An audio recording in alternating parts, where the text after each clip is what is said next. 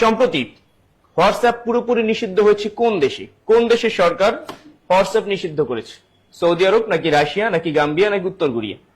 এইখানে একটু কনফিউশন, অনেকে উত্তর কোরিয়া দেখা বলতে পারেন যে উত্তর কোরিয়া, বাট এটা সম্প্রতি নিষিদ্ধ করা হয়েছে। উত্তর কোরিয়া তো পশ্চিমাদের কিছু চলেই না, ফেসবুক আজ থেকে বন্ধ। এখন বলেন, এই যে 4 নম্বর কোশ্চেন, হোয়াটসঅ্যাপ পুরোপুরি নিষিদ্ধ হয়েছে সম্প্রতি কোন দেশে?